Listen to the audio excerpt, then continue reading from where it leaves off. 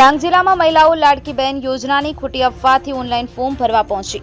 ડાંગ જિલ્લામાં હાલ માતા બહેનોને લાડકી બહેનોની યોજના વિશે ખોટી અફવા ફેલાવવામાં આવી છે। ત્યારે આજે ડાંગ મિત્ર ન્યૂઝ તરફથી આવા તાલુકા પ્રમુખ સુરેશભાઈ ચૌધરી પાસેથી ખુલાસો કરતા સુરેશભાઈ ચૌધરીએ જણાવ્યું કે સરકારશ્રી દ્વારા હાલ કોઈ લાડકી બહેન યોજના જેવી યોજના લાગુ કરવામાં આવી નથી।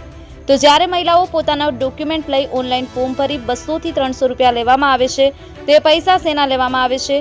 ડાંગ જિલ્લામાં હાલ મહિલાઓને લાડકી બહેન કહી અન્ય કોઈ ફોર્મ ભરી અને મહિલાઓ પાસેથી ખોટી રીતે રૂપિયા પડાવવામાં આવી રહ્યા છે, જેની તપાસ કરવામાં આવે તો સારું। હાલ લાડકી બહેનોના ફોર્મ ભરવામાં આવી રહ્યો છે તેવી ખોટી અફવા ફેલાવવામાં આવી રહી છે, જેના કારણે ગામડેથી મહિલાઓ આવે છે અને એને લાડકી બહેન યોજના કહી અન્ય કોઈ ફોર્મ ભરી એમના પાસેથી રૂપિયા લઈ લેવામાં આવે છે। ડાંગ મિત્ર ન્યૂઝ મિલન ધુડે।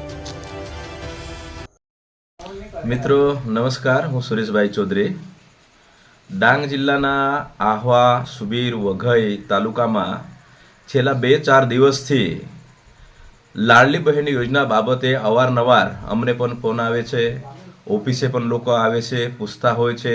સરપંચ લોકોને ઘડી ઘડી બહેનો રજૂઆત કરતા હોય છે કે ભાઈ અમારું ફોર્મ કેમ ભરી આપતા નથી, અમારું ફોર્મ કેમ ભરી આપતા નથી।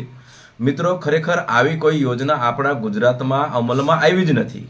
હાલ જ મેં આપણા નાયબ ડીડીઓ સાહેબને પણ વાત કરી છે કે સાહેબ આવી કઈ પરિપત્ર આપણા ત્યાં આવ્યો છે, તે સાહેબે સ્પષ્ટ કીધું કે સુરેશભાઈ એવી કોઈ યોજના આવી નથી, અને જો આવી કંઈક અફવા ફેલાયેલી છે તો આપણે માહિતી ખાતાને પણ જાણ કરીશું અને પેપરમાં પણ આપણે એક માહિતી ન્યૂઝ આપીશું। મિત્રો, આવી અફવામાં પડશો નહીં, ખોટા તમારા પોતાના પૈસા વેડફશો નહીં, એવી મારી વિનંતી છે। જો આવી કઈ યોજના હોય છે તો આપણા કલેક્ટર સાહેબના ત્યાં પરિપત્ર આવે અથવા ડીડીઓ સાહેબના ત્યાં પરિપત્ર આવતો હોય છે, તાલુકા પંચાયત પર આવતો હોય છે અને પછી દરેક ગ્રામ પંચાયતોએ આ પરિપત્ર આવતું હોય છે, જાણ કરવામાં આવે છે। માટે આ અફવાથી દૂર રહેશો એવી મારી સર્વ પ્રજાને, આહવા તાલુકાને, તમામ બહેનોને બધાને મારી વિનંતી છે કે આ અફવામાં પડશો નહીં।